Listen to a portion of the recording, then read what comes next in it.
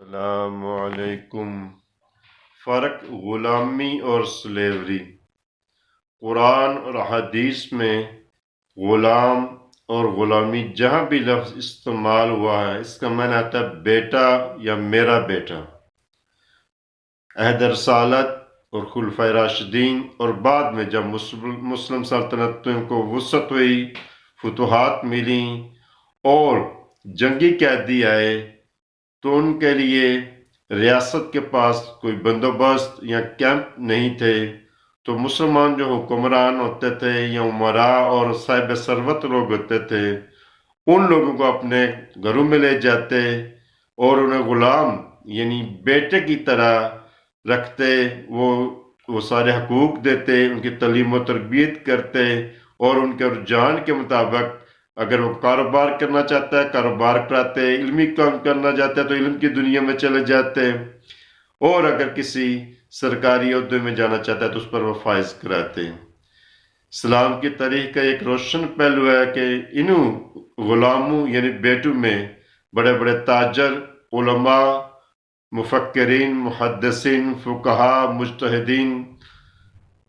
اور محدثین گزرے ہیں، اور اسلام کی تاریخ میں ایک ایسا بھی دور گزرا ہے کہ 200 سال تک چاہے وہ عرب دنیا میں ہو، افریقہ میں ہو یا ہندوستان میں،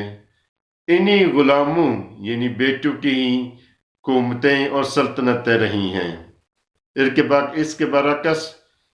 یورپ کی تاریخ چاہے وہ رومن دور ہو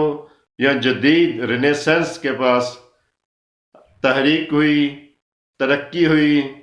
اور یورپ میں افریقہ سے انسانی منڈیاں لگتی، انسانوں کی خرید و فروخت ہوتی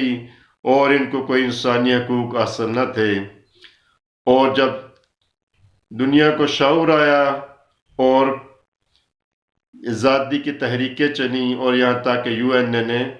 سلیوری کو بین کر دیا۔ میرے اس والے سے تاریخ کے اس پہلو سے کسی نے میری نظر سے نہ کسی نے تحقیق کی ہے، نہ کوئی کتاب میری نظر سے گزرا ہے۔ یہ ایک موضوع ہے جس پر تحقیق کی جانی چاہیے۔ اور دوسری چیز یہ ہے کہ ہمارا اردو زبان اور لینگویج کے پرابلم یہ ہوا کہ ہم نے اردو میں لفظ غلامی عربی کا لفظ ہے، لفظ تو یہ عربی سے لیا اور اس کو میننگ اور اس کا جو سینس ہے وہ سلیوری والا دیا۔ یہ ایک مسکنسیپٹ ہے، واللہ عالم۔